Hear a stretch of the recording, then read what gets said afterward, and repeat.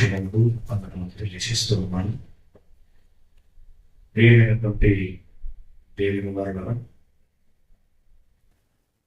ఈరోజు మనం ధ్యానించబోయేటువంటి అంశం సాతాను యొక్క గూఢమైన సంగతి. సాతాను యొక్క గూఢమైన సంగతి.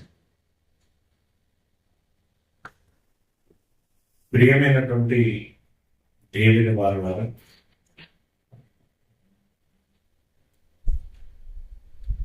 దేవదూతగా, అందులో ప్రధాన దూతగా ఉన్నటువంటి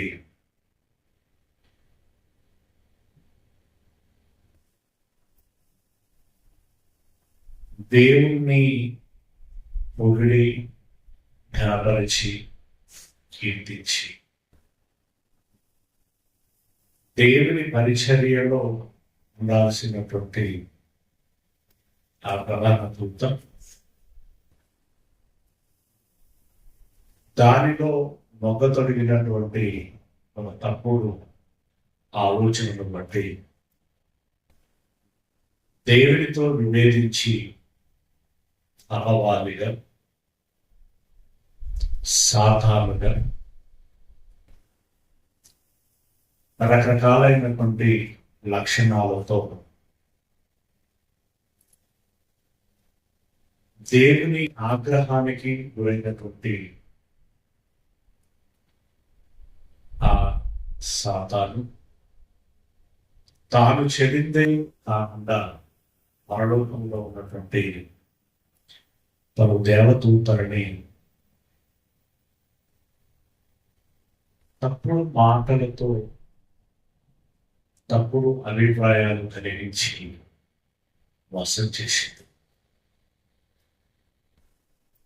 పరలోకంలో మోసం చేయడమే కాకుండా పరలోకంలో నుండి భూమి మీదికి అడగటమైనటువంటి అది ఆదాము కాలం నుండి నేటి వరకు మనుషులను కూడా మోసం చేస్తూ వస్తుంది. మోసం చేయటం అనేటువంటిది సాతానికి నిత్య వృత్తి. దాని ఉన్నటువంటి ప్రధాన ప్రవృత్తి వ్యాపకం, ఇష్టం, దుస్వభావ లక్షణం. ఇక మనిషి తనకు సహజంగానే ఉండేటువంటి కోరిక, సుఖం, సంతోషం, ఆనందం, ఆకర్షణ, ఇవన్నీ తనలో ఉండటం మూలంగా వీటిని కోరుకుంటున్నటువంటి మనిషి దాని మాటన ఉన్నటువంటి సాతాను యొక్క ప్రమాదమును లేదా దాని మోసాన్ని గమనించలేకపోతున్నాను. చెప్ప ఎరడే చూస్తుంది తప్ప ఎర లోపల ఉన్నటువంటి గాలాన్ని చూడదు. మనిషి సంతోషించడం అనేది తప్పు కాదు, సుఖపడటం అనేటువంటిది కూడా తప్పు కాదు. కానీ మనిషి యొక్క కోరిక, ఆలోచన ఏదైతే ఉంటుందో దాని మాటనే మనిషిని తప్పుడు త్రోవలోనికి నడిపించాలి అని చెప్పి సాతాను కాచుకొని ఉంటుంది.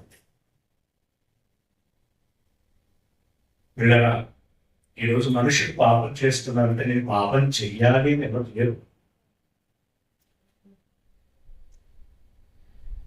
అనుకునేటువంటి అదే ఇందాక మనం చెప్పినటువంటి స్వార్థం లేదా అసుఖ సంతోషాలు, ఆనందాలు తినడం, తాగటం, ఆడటం, పాడటం, ఇవన్నీ ఏమి సహజంగా మామూలుగా చెప్తే వీళ్ళు తప్పులు కాదు అసలు యాక్చువల్గా తినడం త్రాగటం ఆడటం పాడటం తప్పులేం కాదు. కానీ వీటి మాటున అది దాగి విపరీతములలోనికి తీసుకెళ్తాం. ఆడటం పాడటం ఇప్పుడు తిరిగి రాగానే సహజమైన అర్థం ఏంటి? మీరు మంచి భోజనం చేయాలి, నీళ్లు తాగాలి, పండ్ల రసాలు తాగాలి. అది ఎంత దూరం పోయింది? మద్యపానం దాకపోయింది కదా. అలా అన్నింటిలో శృతి మించి ఆనందం అనేటువంటి దాన్ని మాత్రం మత్తులో నుంచి మాయ చేసి విపరీతంలోనికి తీసుకెళ్తాం.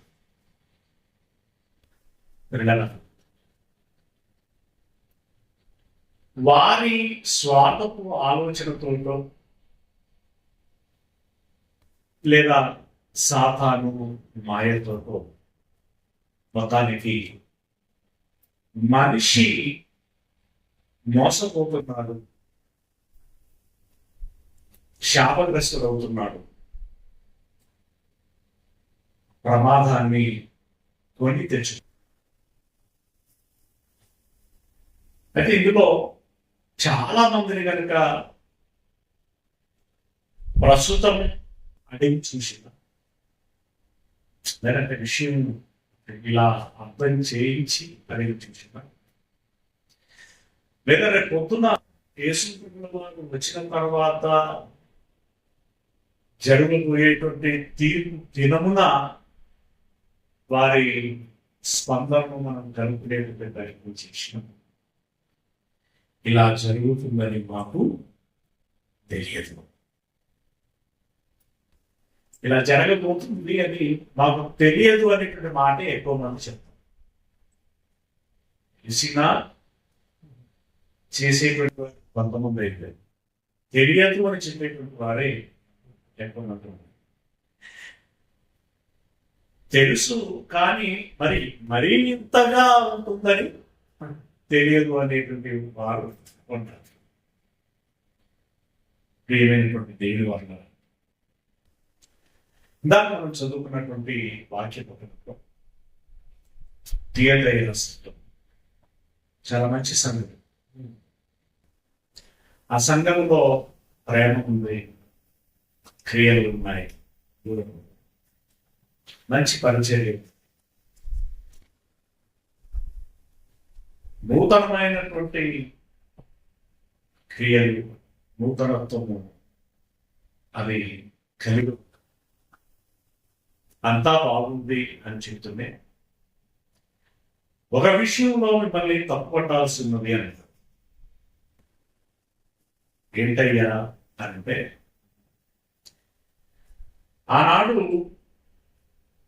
యజబెలు అనేటువంటి ఒక స్త్రీ లేదు కదా, ఆమె చెడుకు ఐకానిక్ గా ఉంది. ఎంతగా అనంటే నా స్థానంలో మరొకరిని తీసుకొచ్చి కూర్చోబెట్టి దీనికి మొక్కుతే మీరు బ్రతుకుతారు లేదంటే చేస్తారు అని చెప్పి శాసించింది. ఆ దేవత ఆరాధన పేరిట వ్యభిచారాలు జరిగించింది, నా ప్రవర్తనను చదివించింది.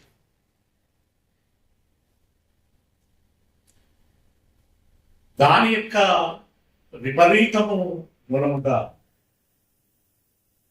ప్రజలందరూ ఆమె చెప్పినట్టుగానే ప్రవర్తించి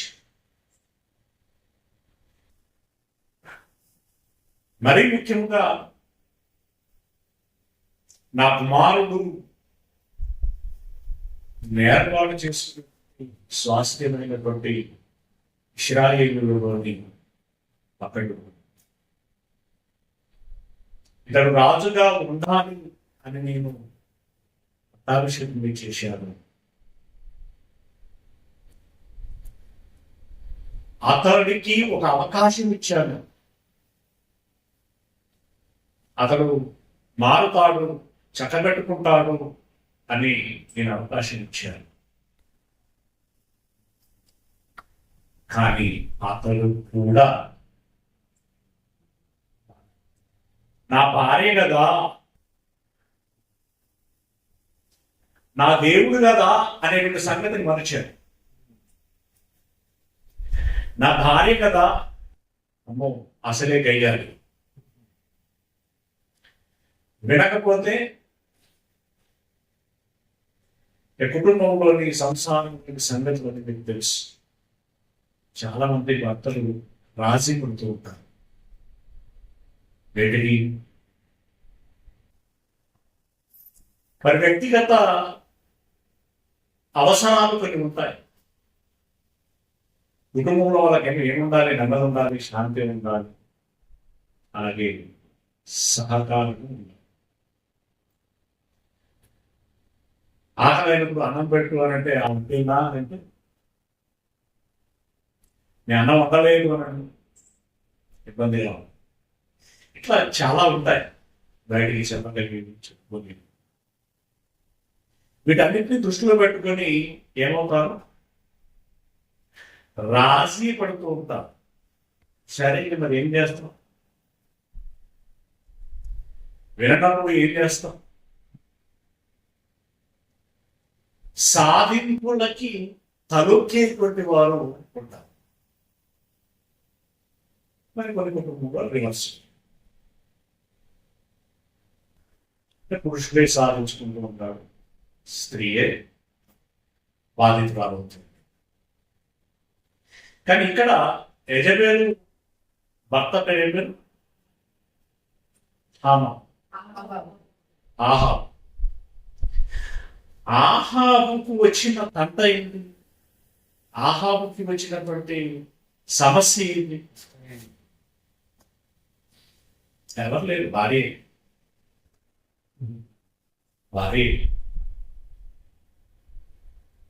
ఆమె అన్యురాలు, అలాంటి తెలుసు ఆయనకి.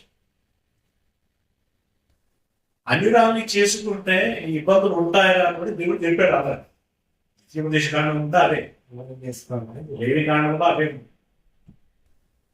ముఖ్యంగా మోయాబు దేశంలో వీళ్ళకి కలిగినటువంటి అనుభవాన్ని బట్టి మరీ పర్టికులర్గా చెప్తారు.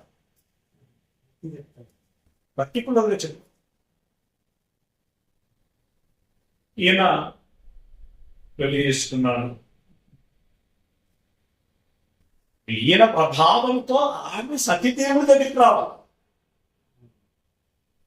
విచిత్రం ఏంటంటే ఆమె యొక్క తండ్రి కూడా పూజారి. ఎవరి పూజారి? అసత్య దేవుడి పూజారి. ఇప్పుడు అసత్య దేవుడి పూజారి యొక్క కుమార్తె ఎవరిని ప్రభావితం చేసింది? సత్యదేవుడి యొక్క కుమారుడిని ప్రభావితం చేసింది. ఇప్పుడు నన్ను సాతాను మోసం చేస్తున్నది, నేను సాతాను చేత మోసపోతున్నాను, ఇది నా దేవుడికి ఆగ్రహాన్ని కలిగిస్తుంది, నేను శాపగ్రస్తుడవుతాను, రాజ్యం సంగతి అలా ఉంచు, నేను నరకానికి వెళ్ళాల్సినటువంటి పరిస్థితి ఏర్పడుతుంది. ఇవన్నీ నేను ఆలోచించాను. అసలు ఆ ఆలోచనే అతని మదిలోనికి రాలేదు. మొదటి ఎక్కడ కూడా తన అభిప్రాయం వ్యక్తం చేసినట్టు రాజ్య పరిపాలన విషయంలో కూడా తన నిర్ణయాలు ఏమి సొంతంగా తీసుకోలేదు. అమ్మవారు ఏది ఆదేశిస్తే అయ్యగారు అది అమలు చేశారు. అది ముఖ్యంగా మనకి ఎక్కడ కొట్టొచ్చినట్టు కనపడుతుంది అంటే ఆ ద్రాక్ష తోట వ్యక్తున్నట్టుగా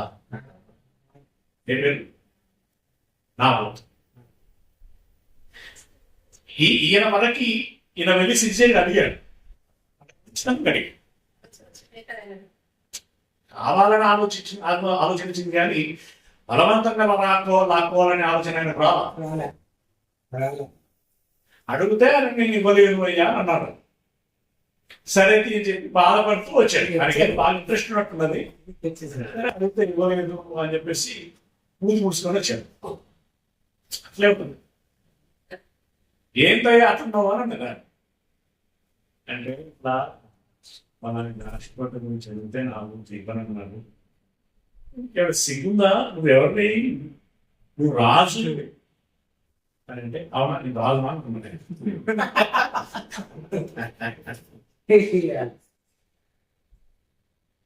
అప్పుడు నేను ఆ తోట నీకు ఎట్లా రాదో చూసుకుంటానని చెప్పేసి చేసింది.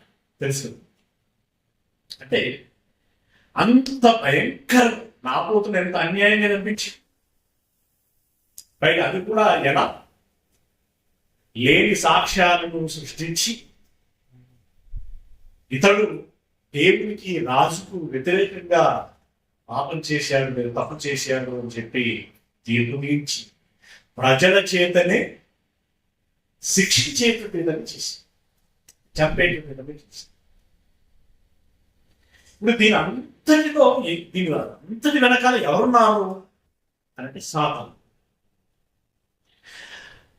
ఆ రోజు యెజెబెలు అనేటువంటి ఒక వ్యక్తి ఎంటైర్ ఇశ్రాయేలు రాజ్యాన్ని ప్రమాదంలో పడేసి అందరినీ ప్రభావితం చేసి, అలాగనే ఈ రోజు యెజెబెలు లాంటి స్వభావం కలిగినటువంటి వ్యక్తులు సంఘంలో ఉన్నారు. ఆ స్త్రీ ఉంది అన్నాడు. అర్థం ఏంటంటే ఆమె ఉన్నదని కాదు, ఆ సింటమ్స్ కలిగినటువంటి వ్యక్తి లేదా వ్యక్తులు లేదా వ్యక్తులందరినీ కలిపి ఒక క్యారెక్టర్ కింద మాట్లాడుతూ అలాంటి స్వభావం ఈ సంఘంలో ఉన్నారు.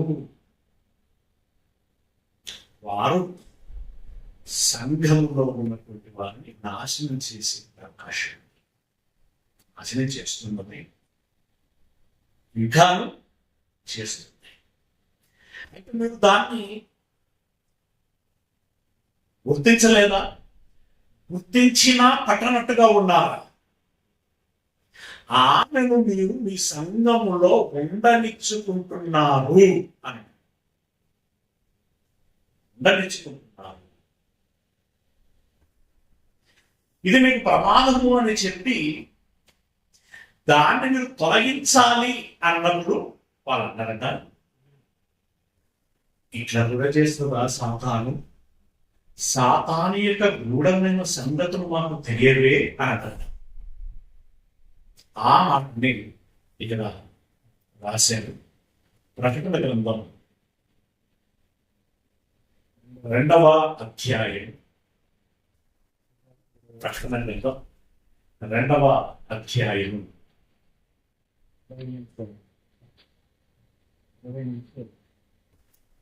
2వ అధ్యాయం మనం గమనించినట్టయితే, నేను చదువుతాను, నేను గమనిస్తాను. ఆయనను నీ మీద తప్పు ఒకటి మోపవలసినది ఏమనగా, తాను ప్రవక్తనని చెప్పుకొనుచున్న యెజెబెలు స్త్రీకి నీకు ఉండనిచ్చుచున్నావు, చారత్వం చేయుటకును విగ్రహములకు బలి ఇచ్చిన వాటిని తినుటకును అది నా దాసులకు బోధించుచు వారిని మోసపరుచుచున్నది. వీటి కనబడే క్యారెక్టర్ ఏంటి? యెజెబెలు. అది ఏమని చెప్పుకుంటున్నది? ప్రవక్త్రిని అని. ప్రవక్త్రిని అని చెప్పుకోవడం అంటే పరిమితమైందా? ఇదిగో నేను ప్రవక్త్రిని చెప్తున్నాను, నేను చెప్పినట్టు మీరు చేయాలి. ఇదిగో ఈ దేవతలకు మొక్కాను, మీరు ఇంతగా ఆశీర్వదించుకుంటారు, అంతగా ఆశీర్వదించుకుంటారు. చుట్టూ చూడండి, వాళ్ళంతా ఆశీర్వదించుకుంటారు. అక్కడికి వెళ్ళారు, వాళ్ళు ఇక్కడికి వెళ్ళారు, ఈ కోణ రాకుండా వెళ్ళారు. అలాగే ఇదిగో ఈ దేవతకు పూజ చేసేటప్పుడు ఇదిగో ఇవి జరిగించాలి, ఈ కార్యం జరిగించాలి. అప్పుడే ఆమెకు శాంతి, అప్పుడే ఆమెకు సంతృప్తి. అంటే హింసాకరమైనటువంటి పూజలు వాళ్ళ చుట్టూ లేవా? ఉన్నాయి. ఏ దేవాలయంలో ఏ ప్రతిమలు ఉంటాయి? పర్టికులర్గా ఆ పేర్లతో దేవాలయం, ఆ పేర్లతో దేవాలయం వాళ్ళకైతే అదే పూజ చేయాలి. ఆ పూజల మాటన పూజలు చేస్తున్నటువంటి ఆగడాలెన్నో. ఎంతమంది స్త్రీలు మోసపోతున్నారు, చెరచబడుతున్నారు. ఎంతమంది పురుషులు దాని అవకాశంగా తీసుకుంటున్నారు. ఇలాంటి ఇవన్నీ చేయాలి. ఇలా చేస్తేనే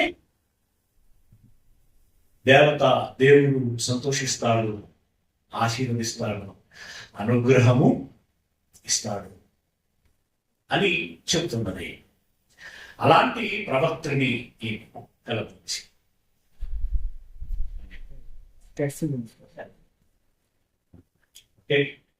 తర్వాత కింది గురించినట్టయితే మారు మనసు ముందులకు నేను దానికి సమయం ఇచ్చి దానికి చెప్పారు. ఎవరి ద్వారా చెప్పించాడు? మీ ఐడియా మేరకు ఏరియా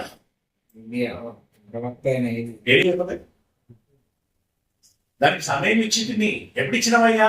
మహేంద్రతో పెట్టు అడిగితే రే ఏరియా ద్వారా నేను ఇవ్వలేదు.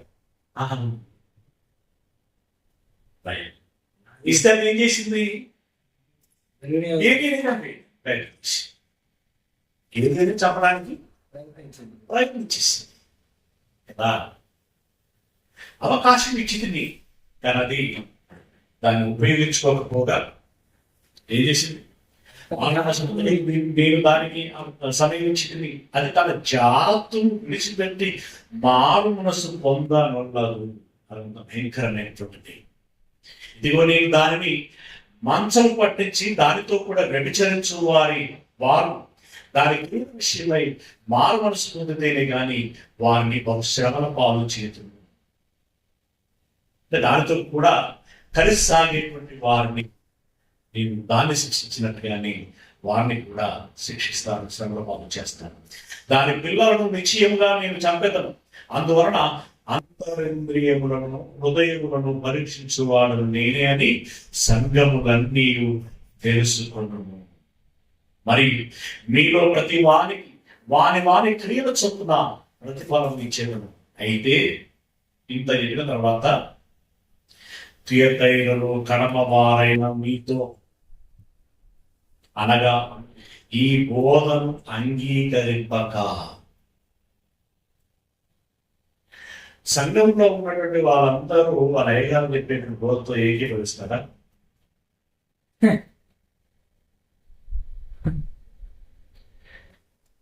నచ్చినవి తీసుకున్నాడు, నచ్చని అరే ఆయన రోజు అసలు చెప్పాడు కదా, చెప్తాడు. చెప్పినవి కూర పెట్టుకోవాలి, మటన్ని పాటించాలంటే మనకేడదు. కొన్ని తీసుకుంటా,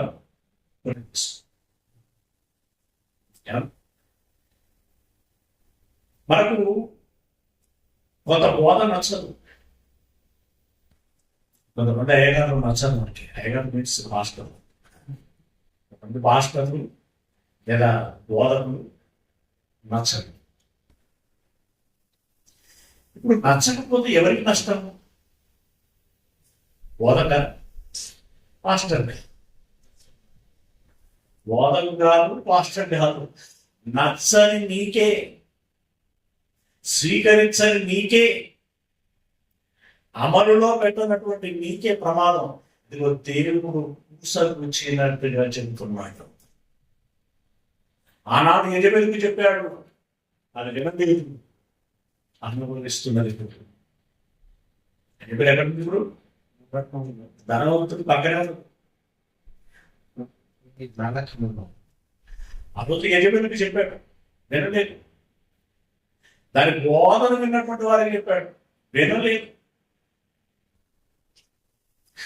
అలాగనే ఇప్పుడు మీ సంఘములలో ఉన్నారు. ఆ బోధన ఇష్టపడి, నా బోధన కాకుండా ఇరవై లాంటి దాని బోధలు వినేటువంటి వారు, అలాంటి వారు ఉన్న లేరా సంఘాలలో లేరా? అయితే బోధను అంగీకరింపక ఏం చేస్తారట? సాతాని యొక్క గూఢమైన సంగతులను ఎరగమని చెప్పుకుని వారందరితో నేను చెప్పుచున్నది ఏమనగా, సాతాని యొక్క గూఢమైన అంటే మెరుగని సాతాను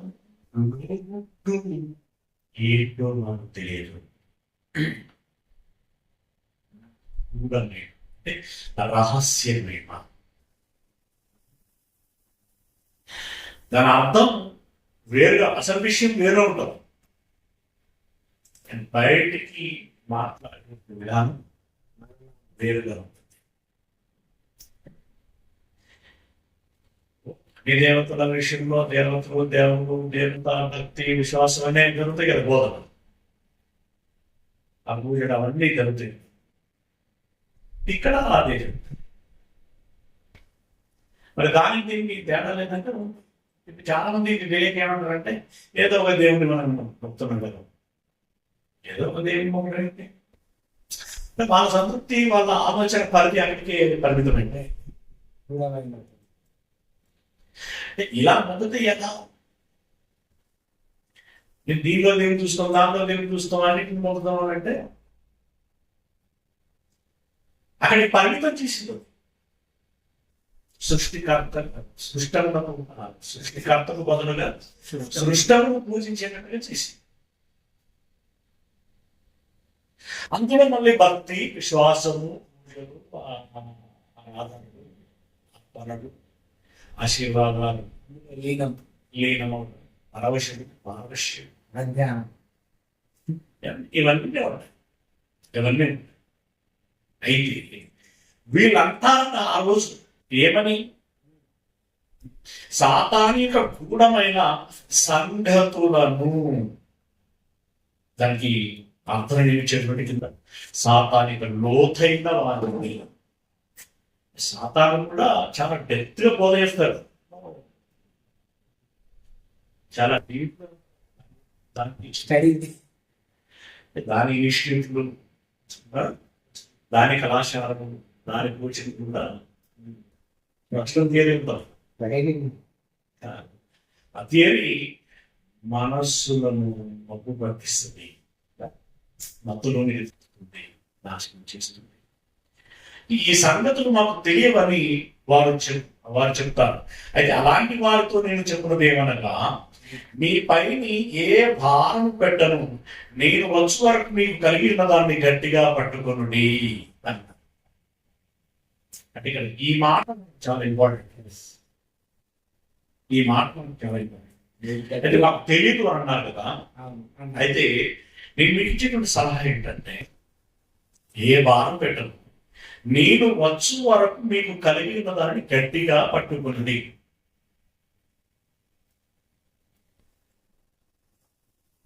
సాతాను ఇంత గూఢంగా ఇట్లా చెప్పుతున్నది, దీంట్లో ఇంత మర్మం ఉన్నది, ఇంత తార్కికం ఉంది, ఇంత కుట్ర ఉంది, మోసం ఉంది, దగ ఉంది, ఇదంతా నాకు తెలియకపాయే అని మీరు అంటారు కదా. అయితే ఇది చెప్పేది సింపుల్. ఇది ఆదాము అవ్వలు మనకు చాలా సబ్జెక్టుల్లో ఉపయోగపడతాం. దేవుడు ఏం చెప్పాడు? మీరు చాలా పనులాగా ఆ పనులు తినకండి అని, మిగతా పనులన్నీ తినండి చెప్పాడు. తర్వాత గూఢమైన సంగతులు చెప్పే బోధన వచ్చింది. ఇది నిజమా? ఎంత గూఢమే ఎంత ఉంటుంది నిజమా? ఏది నిజం అన్నట్టు ఈ తోట చెట్ల పండ్లలో వీటిని నీకు తెలుసు. ఇది నవ్వుతే ఎలా ఉండాలని స్టైలిష్ అన్నమాట.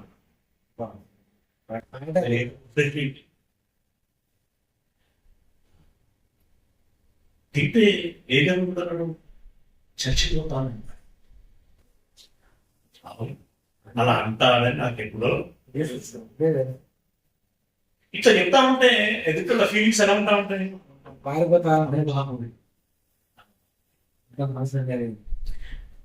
లేదు చాలా అంటే మీరిద్దరు దేవీ దేవతలు అవుతారు.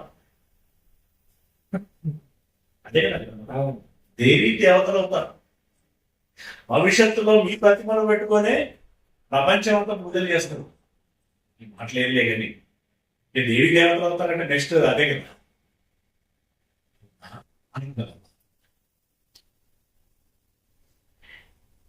తర్వాత తోట నుండి ఎలా పెట్టిన తర్వాత అలా కళ్ళలేదు కదా. దీని అది వచ్చి చెడు దేవిని ఎంతో అనుకున్నా, దాని దీని వెనకాల ఇంటున్నదా, ఇంటున్నదని తెలిస్తే నేను పాట పాడగా ఆ పండు తినకనే అని అనుకుని ఉంటారు కదా. ఏమన్నా ఆదాము గడపాల పెట్టి భూమి తవ్వుతా ఉంటే తట్టపాల పెట్టి ఆ ఎత్తినప్పుడు నన్ను టీవీ అంటే ఆమెకు అర్థమైందో.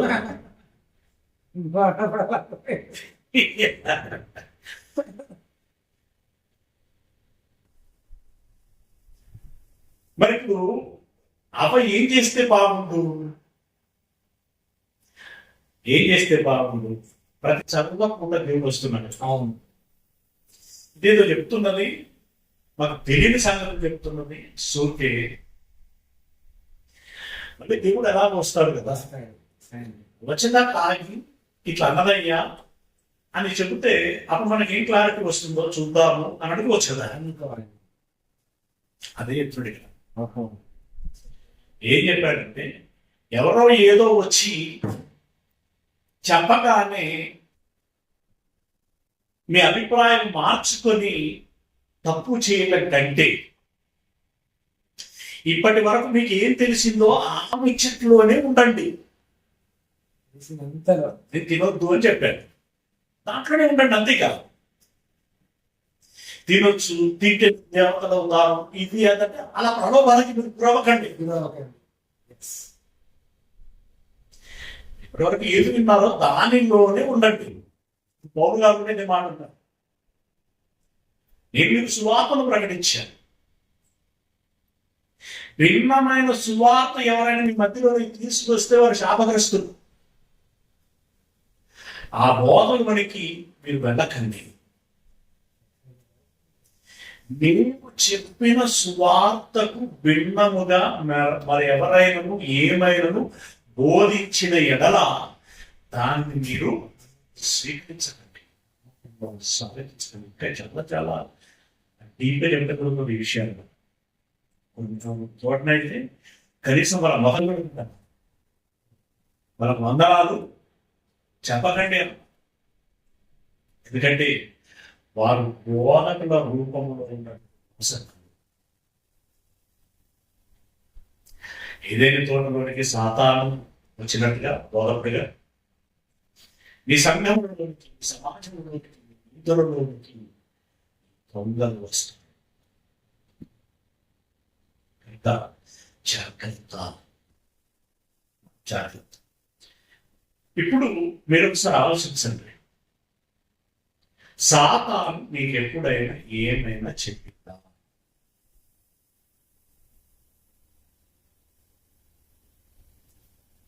బాగా ఆలోచించండి.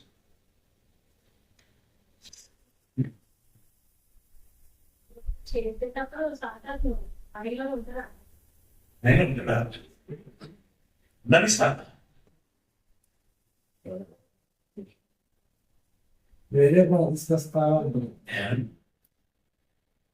ప్రేరేపణ నీకే వస్తుందా, ఎవరిని ఇస్తారు? రెండు జరగవచ్చు, రెండు జరిగే అవకాశం ఉంది. రెండూ జరుగుతాయి. మరి ఎట్లా? ఒక నిర్ణయం ఎట్లా తీసుకోవాలి? ఒక తీర్మానం, ఒక నిర్ణయం ఎట్లా తీసుకోవాలి? అప్పటి వరకు నువ్వు విన్న సత్యవేదులో దానితో పోల్చి చూసుకో. అది అసలు లేదనుకో, కాసేపు నీకు అది నిజమే అనిపిస్తూ ఉంటుంది. అది చెప్పేది కూడా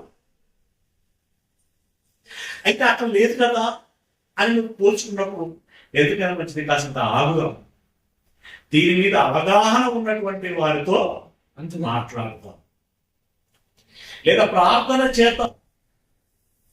పరిశుద్ధాత్మ ఇక్కడ అదొక ప్రేరణ ఇచ్చింది కదా, పరిశుద్ధాత్మ ప్రేరేపణ ఇమ్మని అడుగుదాం.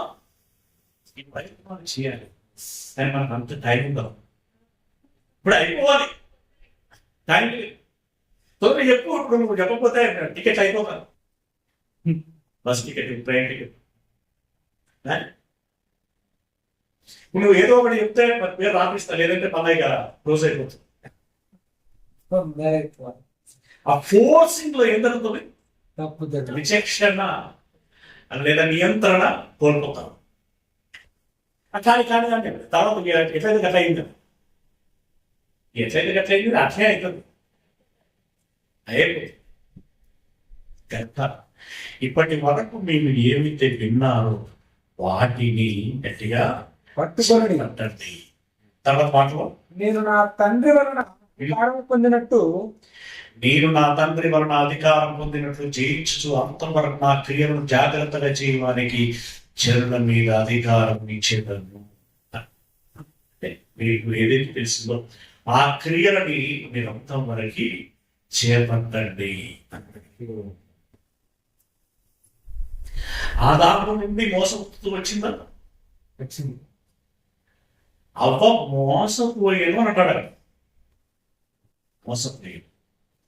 ఇప్పుడు ఆ టర్మ్ ఒకసారి మనం ప్రకటన గ్రంథం 12వ అధ్యాయంలో వచ్చిన చూద్దాం. ప్రకటన గ్రంథం 12వ అధ్యాయం వచ్చి ఫస్ట్ 12వ అధ్యాయంతో వచ్చి ఆదాము అవ్వని అనుకుంటున్నాం. ఎవరిని? లోకమును మోసపుచ్చుచు. దాని దృష్టిలో ఎక్కడ గ్యారెంటీ బాగాలేదా? అంటే వీళ్ళు పాపం చేయాలి, నరకం పోవాలి అనుకొని పోతున్న వాళ్ళు కాదు, వీళ్ళు మోసపోతున్నారు అంతే. ఇప్పుడు సాఫ్ట్వేర్ ఉద్యోగం వస్తుంది, ₹1,00,000 కట్టాలండి.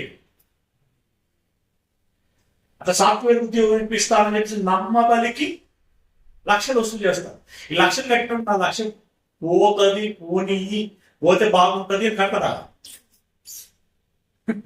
ఉద్యోగం వస్తుంది అని కడతారు. అది పోయిన తర్వాత మోసపోయాను ఆ ఉద్దేశం. ఈ మధ్యలో చిట్టీలు కూడా కోట్ల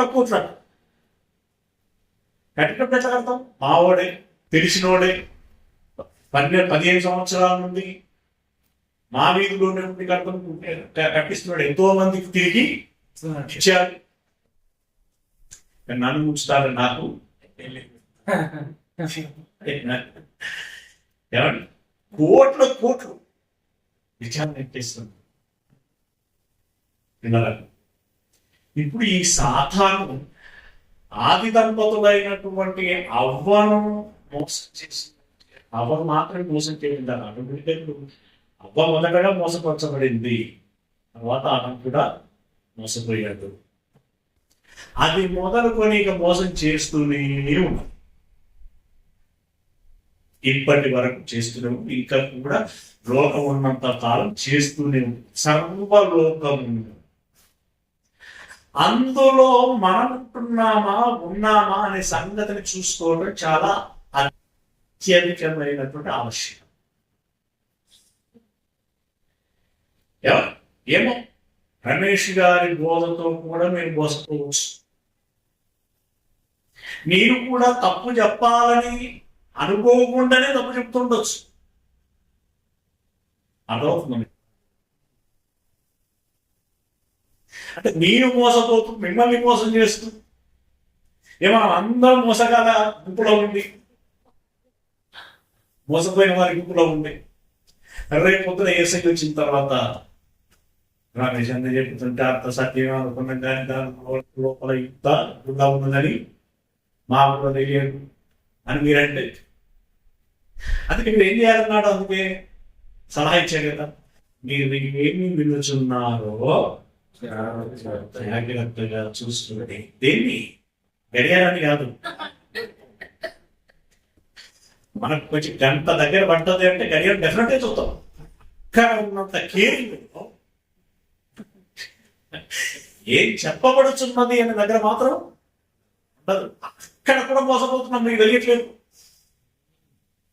మనం అనుకున్న టైంలో ముగియాలి అంతే. ఎక్కువ చెప్పడానికి తప్పు చెప్పినా పర్వాలేదు. ఎంత మోసం, ఎంత ఒత్తిడి, ఎంత ధగ, ఎంత అన్యాయం, ఎంత నాశనం అయిపోతున్నాం.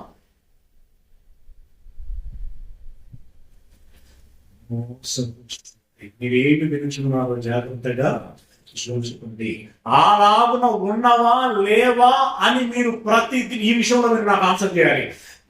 అలాగున ఉన్నవా లేవా అని ప్రతి ఆదివారం చెప్పబడుచున్నటువంటి మాటలు మరలా మీరు ఎంతమంది రీసెర్చ్ చేస్తున్నారు? చేయకూడదు ఏంటో తెలుసా? మోసపోవటానికి మీరు ద్వారం తెరుచుకొని ఉన్నారు దాని అర్థం. ఇప్పుడైతే మనం వచ్చిందంటే అట్లా షేర్కి పడుతూనే ఉంటాం. లైట్ పడాలి, షేర్ పడాలి, అంతే. దాని వెనకాల ఏమున్నది అనేటువంటిది మనం నీరు మీద చూస్తాం. కొన్ని కొటేషన్లు దాని డెకరేషన్ బాగుంటుంది. వాక్యం పెట్టారు. ఆ వాక్యం సందర్భం ఏంది, దాని వెనకాల ఏంది, దాని ముందేంది, అది ఎవరి కోసం చెప్పాడు ఏమంటే అవసరం. మీరందరూ ఆశీర్వదించబడతారు అని మొదలుకొని పెట్టేస్తారు అంతే. ఎవరందరూ ఆశీర్వదించబడతారు?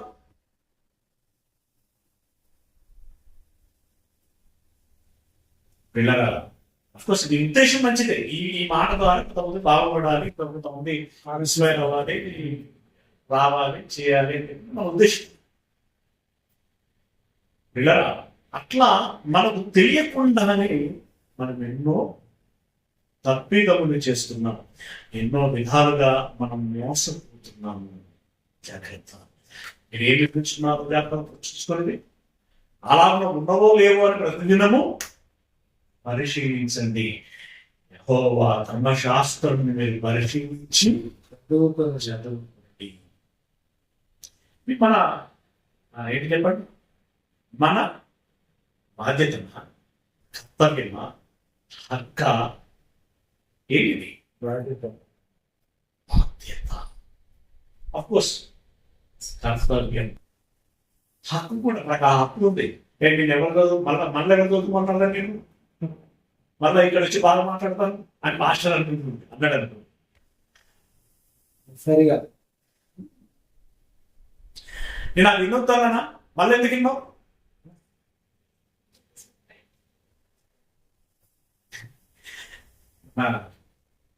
జోసెఫ్ పెళ్లిలో వాకింగ్ చేసిన తర్వాత ఈయన పలానా అని అంటున్నాడు ఆయన. అంటే ఇప్పుడు అలసేపు అందరూ ఏమైపోవాలి, ఓహో అట్లా మేము ఏమనుకున్నాం అంతా విన్నదంతా అక్కడనే దులిపేసిపోవాలి. అదేంటి ఈయన పలానా అని అనగానే అక్కడ వాళ్ళు దులిపేశారు అనుకోండి, ఇప్పుడు మోసపోయినట్ట కాదా? ఫలానా ఎంత క్యూట్గా మోసం చేయటం. ఆ మాట బయటకు చూడటానికి ఏదో పొగిడినట్టుగానే ఉన్నది, కానీ వాస్తవానికి అది పొగడటం కాదు, తెగడటం. మిస్అండర్స్టాండింగ్ వాళ్ళలో జనరేట్ అయ్యేటట్టుగా చేయటం. సాధారణ గూఢమైన సంగతులు మాకు తెలియను అని అందులో విశ్వాస సంగతి మోసపుచ్చు తప్పేమి ఉన్నారు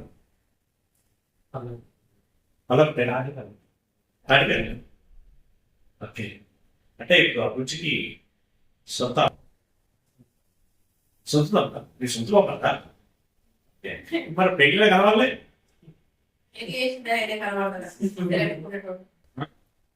ఎలాగైనా కొన్ని కష్టపడతాను. 11వ అధ్యాయం ప్రకటన గ్రంథం 13వ అధ్యాయం ప్రకటన గ్రంథం 13వ అధ్యాయం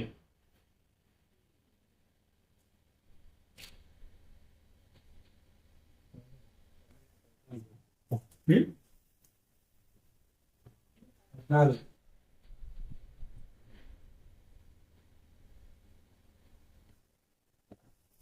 13వ అధ్యాయం. ఇక్కడ ఏం చెప్పాడు అంటే తర్వాత చదవాలి, చదువుతారా? చెప్పినా కూడా ఇంత కొడుకున్నది ఏం చదువుతాం అనుకుంటున్నాం. ఓకే, ఇది ఇక్కడ ఏం చెప్పాడంటే క్రూర మృగం నుండి చెప్పాడు. సాతాను ఒక క్రూర మృగాన్ని తయారు చేసింది అని అన్నాడు. మీకు ఇదివరకు చెప్పారు క్రూర మృగం అంటే ఏంటి? ఉగ్రవాదం, మాదం, నాదం, రంగీజం, నిందాయిజం, మోసం, దగ, ఈర్ష్య, ద్వేషం, కక్ష, పగలు, హత్యలు, అత్యాచారాలు, కుట్ర, ఇవన్నీ ఏవైతే ఉన్నాయో వీటన్నిటిని మిక్సీలో బట్టి ఆ పేస్ట్ తీసి ఒక బొమ్మ తయారు చేస్తే దాని పేరు క్రూర మృగం. క్రూర మృగం. అర్థమైందా? ఇంకా వివరించాం. ఇక్కడ కనబడతలేదే అని అంటారు. మన ఇంకా అనునేత్రంతో చూస్తే అది కనబడుతుంది. అది అంటే అది తయారై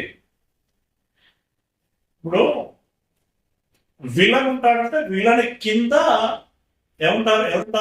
రౌడీలు ఉంటారు. విలన్కి రౌడీలకి తేడా ఏంది? విలన్ లీడ్ చేస్తారు కదా. ఇప్పుడు ఈ చోటా రౌడీకి ఫీల్డ్ మీదకి వెళ్ళి మీరు ఎవరితో తెలుసా అని అంటాడు.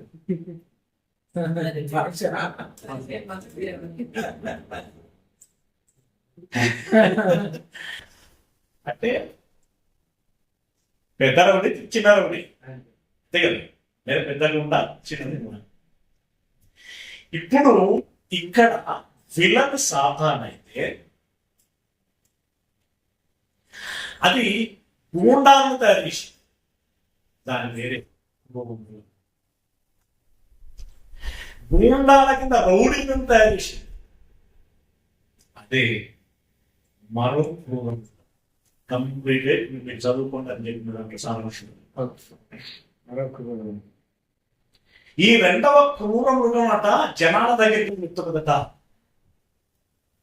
ఇదిగో అక్కడ మీకు కనబడుతుందే మృగం, దానికి మీరు మొక్కాలి. సిటీలో ఈ ఫుట్పాత్ మీద చిన్న చిన్న దుకాణాలు, పెద్ద దుకాణాలు, చిన్న దుకాణాలు, అవి వైన్ షాప్ కలెక్షన్స్ ఉంటాయి. మామూలు పోలీసు వాళ్ళకి ఇచ్చే మామూలు కాబట్టి మన వీళ్ళతో సెక్షన్ ఈ బాబుని ఇచ్చేసారంతే.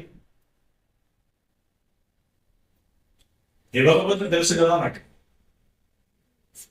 అన్నయ్య లేవన్నాను. అదే మరో నగరాలు చెప్తాను అన్నట్టు అన్నయ్య ఒకసారి లేదా నేను ఏమైనా ఏం చేసుకుంటూ చేసుకోవాలి. అది కొంచెం పెద్ద కేసు అయితే పెద్ద దగ్గర వస్తుంది కదా. ఇప్పుడు ఈ చిన్న క్రూర మృగం చెప్తున్నదట అది ఆ క్రూర మృగానికి మీరు మొక్కచ్చు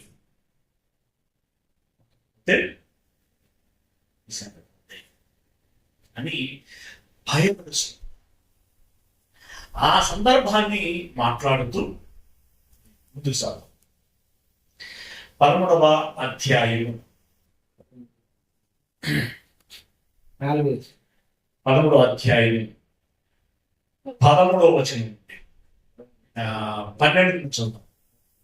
ఆ మొదటి క్రూర మృగమునకు అధికారం చేస్తానని దాని ఎదుట చేయుచున్నది, మరియు చావు దెబ్బ తగిలి బాగుపడి ఉన్న ఆ మొదటి క్రూర మృగమునకు భూమియు దానిలో నివసించు వారు నమస్కారం చేయనట్లు అది బలవంతము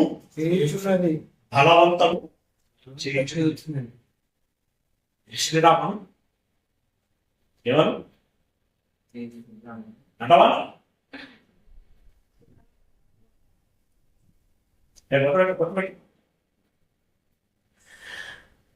అసలైన మాస్టర్కి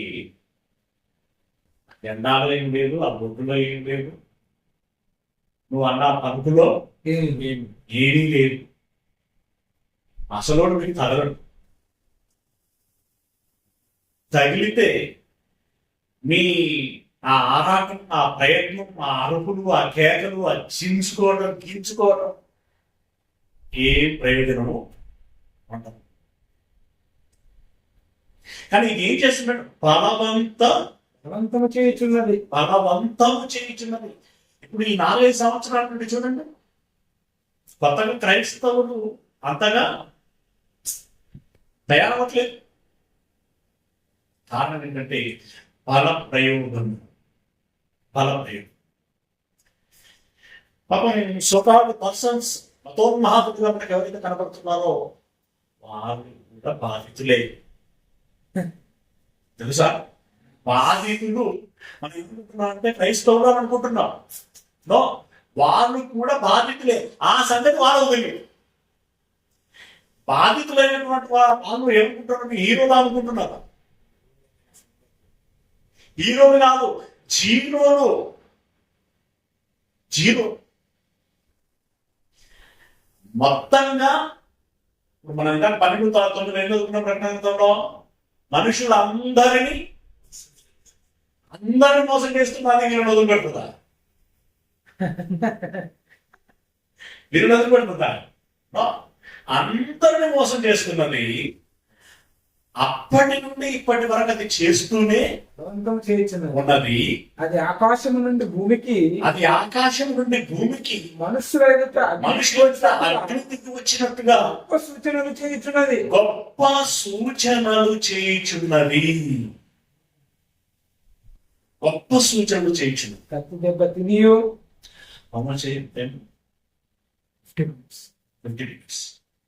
ఓకే. అయితే అందరిని బలవంతం చేస్తున్నటువంటి అది ఏం చేస్తుంది కదా? ఆ ఆకాశం నుండి భూమికి మనుషుల ఎదుట అగ్ని దిగి వచ్చినట్టుగా గొప్ప సూచనలు చేయుచున్నది. ఒక విభ్రాంతికరమైన విషయం. అగ్ని దిగి వచ్చినట్టుగా అంటే పిడుగుపడ్డప్పుడు ఎంత ఎఫెక్ట్ గా ఉంటుంది? పిడుగుపడ్డప్పుడు ఎఫెక్ట్ ఉంటుంది ఏముండదు. అది ఎంత ఎఫెక్ట్ గా ఉంటుందో ఇది చేసే సూచన కూడా అంత ఎఫెక్టివ్ ఉన్నాయట. ఇది చేసే సూచక క్రియలు కూడా అంత ఎఫెక్టివ్ గా ఉంటాయి. గొప్ప సూచనలు చేయుచున్నది. ఆకాశం నుండి భూమికి మనుషుల ఎదుట అగ్ని దిగి వచ్చినట్టుగా గొప్ప సూచనలు చేయుచున్నది. కత్తి దెబ్బ తినియు బ్రతికిన ఈ క్రూర మృగములకు ప్రతిమను చేయవలనని అది భూనివాసులతో దీనికి బొమ్మ చేయాలి మీరు, దానికి పూజ చేయాలి మీరు అని భూనివాసులతో చెప్పచ్చు. ఆ మృగము ఎదుట చేయుటకు తనకియబడిన సూచనల వలన భూనివాసులను మోసపుచ్చుచున్నది.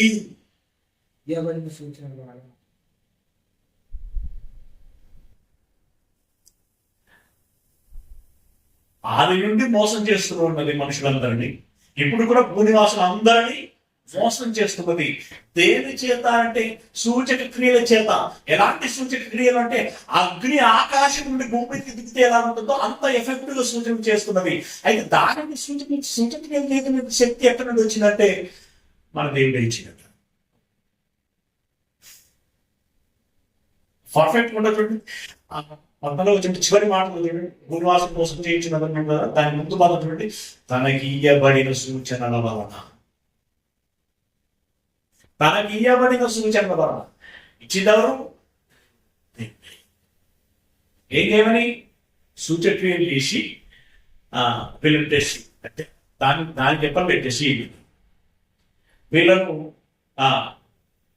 వాళ్ళను డైవర్ట్ చేసేటువంటి ప్రయత్నం చేయండి. పిల్లలు డైవర్ట్ అవుతారా కాన్ఫిడెంట్గా ఉంటారా చూస్తాం. డైవర్ట్ అయితే నాకు వద్దులే తీసుకుంటాం. అందుకే ఇప్పుడు సోకాలు పర్సన్స్ మీ అక్కడికి వెళ్తే ఇట్లా అయింది, ఇక్కడికి వస్తే అట్లా మీకు ఆశీర్వదించబడ్డాం, అట్లా ఆశీర్వదించబడ్డారు, బండిగా అత్తగా ఇంట్లో ఎందుకు అయ్యారంటే అని అనగానే మనం దేశం కదా దేశిస్తుంది దేశకాలండి. చాలా చెప్తా ఉన్నాం మనం. ఎవరికో ఏదో సమస్య ఉంటే నాకు జ్ఞాపకం లేదు, ఆ సమస్య ఎక్కడ పరిష్కారం కాకపోతే నువ్వు ఇక్కడ రా నీకు పరిష్కారం అవుతుంది అని అంటే వచ్చారట. సరే దేవుడు స్వస్థ చేయొచ్చు కూడా, అయిందట బాగా అయింది. మళ్ళా ఇంకా తన మాటకి తిరిగినట్టుగా పోయింది. ఏంటంటే రావట్లేదు అంటే వచ్చిన పని అయిపోయింది కదా అన్నారు. మీకు నోటీస్ అవుతా ఎవరు నాకు అది జ్ఞాపకం లేదు, జస్ట్ అయిపోయింది మాత్రం జ్ఞాపకం. వచ్చిన పని అయిపోయింది కదా అన్నారు. అంటే ఏంటి ఇప్పుడు ఎవరి దగ్గరికి వచ్చావు, ఎందుకు వచ్చావు, మన దగ్గరికి వెళ్ళారు, ఎందుకు వెళ్ళారు, ఇది ఏం కనబడుతున్నారు మనకి? గొప్ప సూచక క్రియలు అది చేస్తున్నది. మరి మనం మోసపోతున్నామా? మోసపోతున్నటువంటి వారు ఎంతమంది? ఆ పరిస్థితుల్లో మన కర్తవ్యం ఏంటి, మన బాధ్యత ఏంటి, మనం చేయగలుగుతున్నది ఏంటి, చేయవలసింది ఏమిటి?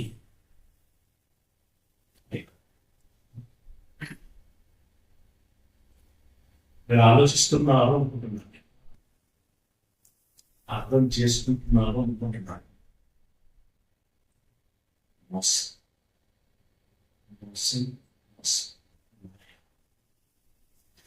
ఆ మోసపోయేటువంటి వారిలో మనం ఉండకూడదు. ఇంకా దీని నుంచి సంగతులు వర్తమాన కాలంలో ఎలా జరుగుతున్నవి ఏంటి అని దేవుడి యొక్క వివరంగా రాయించాడు.